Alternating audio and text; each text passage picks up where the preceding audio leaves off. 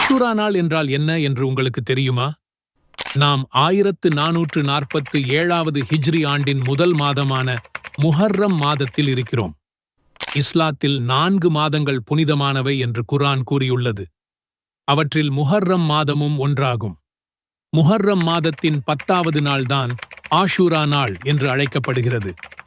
ஹஜ் பெருநாள் அன்று கொடுக்கப்படும் குர்பானியும் இப்ராஹிம் நபியின் தியாகத்தையும் வரலாற்றில் நினைவு கூறும் விதமாக அமைந்திருப்பதைப் போல் ஆஷூரா நாளுக்கும் அன்று வைக்கப்படும் நோன்பிற்கும் ஒரு வரலாற்று பின்னணி உள்ளது. ஆஷூரா நாளில்தான் மூசா நபியும் அவர்களின் சமுதாயமும் ஃபிரவ்னிடமிருந்து இறைவனால் காப்பாற்றப்பட்டனர். மூசா நபியையும் அவருடைய கூட்டத்தினரையும் ஃபிரவ்னிடமிருந்து அல்லாஹ் காப்பாற்றிய வரலாற்றைப் பற்றி குர்ஆனில் அல்லாஹ் கூறியிருப்பதை இங்கு சுருக்கமாக பார்ப்போம். மூசா நபியின் சமுதாயத்தினரான பனி இஸ்ரவேல் மக்களை ஃபிரவுன் பெருங்கொடுமை செய்து வந்தான். ஃபிரவ்னிடமிருந்து அம்மக்களை காக்கும் பொருட்டு இஸ்ரவேல் மக்களை அழைத்துக் கொண்டு ஊரை விட்டு செல்லும்படி மூசா நபிக்கு அல்லாஹ் கட்டளையிட்டான். இவ்வாறு மூசா நபி இஸ்ரவேல் மக்களை அழைத்துக் கொண்டு தப்பி சென்ற பொழுது வழியில் கடல் குறுக்கிட்டது. பின்னால் சர்வாதிகாரியான கொடுங்கோலன் ஃபிரவுன் விரட்டி வருகிறான். முன்னால் கடல் இருக்கிறது. இருபுறத்தில் எந்தப் பக்கம் சென்றாலும் மரணம் நிச்சயம் என்ற நிலை ஏற்பட்டது.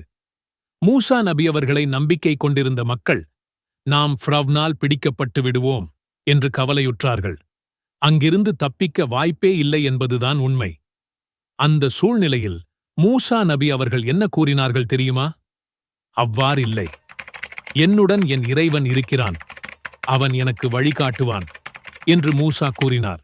அல் குர்ஆன் 26:62.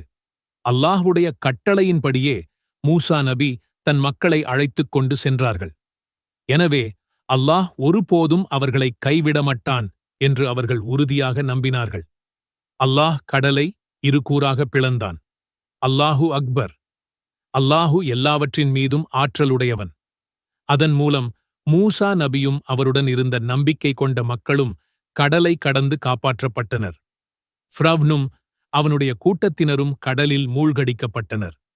மூசா நபி அல்லாஹ்வின் மீது வைத்திருந்த நம்பிக்கை எவ்வளவு உறுதியானது என்பதையும், அல்லாஹ் எப்படி கொடுங்கோலன் ஃபிரவ்னையும் அவருடைய கூட்டத்தாரையும் வேரோடு அழித்து பனி இஸ்ரவேல் மக்களை காப்பாற்றினான் என்ற இந்த வரலாற்றையும் அல்லாஹ் குர்ஆனில் கூறுகிறான்.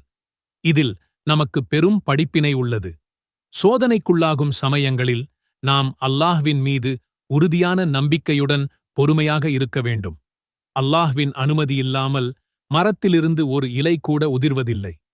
நாம் அல்லாஹ் அனுமதித்த வழிகளில் நம்மால் இயன்ற முயற்சிகளை செய்ய வேண்டும்.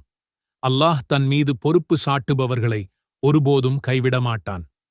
இந்நாளில் மூசா அலைஹிஸ்ஸலாம் அல்லாஹ்விற்கு நன்றி செலுத்தும் வகையில் நோன்பு நோற்று வந்தார்கள். இந்த நாளில் நாமும் நோன்பு வைக்க வேண்டுமா? ஆம். நபிகள் நாயகம் அவர்கள் ஆஷூரா தினத்தின் காலையில் அன்சாரிகளின் கிராமங்களுக்கு ஆளனுப்பி, யார் நோன்பு நோற்காதவராக காலை பொழுதை அடைந்துவிட்டாரோ அவர் இன்றைய தினத்தின் எஞ்சிய நேரத்தை நோன்பாக நிறைவு செய்து கொள்ளட்டும். யார் நோன்பாளியாக காலை பொழுதை அடைந்தாரோ அவர் நோன்பை தொடரட்டும் என்று அறிவிக்கச் செய்தார்கள். இந்த ஹதீஸின் மூலம் நபி ஸல்லல்லாஹு அலைஹி வஸல்லம் அவர்கள் ஆஷூரா நோன்பு பிடிப்பதை மிகவும் வலியுறுத்தினார்கள் என்பதை அறியலாம். மேலும் ஆசுரா நோன்பு பற்றி முஹர்ரம் 10வது நாளில் ஆஷூரா நோன்பு நோற்பதை அதற்கு முந்தைய ஓராண்டிற்கு பாவப் பரிகாரமாக அல்லாஹ் ஆக்குவான் என நான் எதிர்பார்க்கிறேன் என்று அல்லாஹ்வின் தூதர் நபிகள் நாயகம் அவர்கள் கூறினார்கள். உங்களுக்கு தெரியுமா, யூதர்களும் ஆசுரா நாளில் நோன்பு நோற்று வந்தார்கள். எனவே அவர்களுக்கு மாறு செய்யும் பொருட்டு ஆசுரா நோன்பை முஹர்ரம் 9 மற்றும் 10 ஆகிய 2 நாட்களிலும் நோக்கும்படி நபி அவர்கள் கட்டளையிட்டார்கள். ஆதாரம் அபூதாவூத் 2089.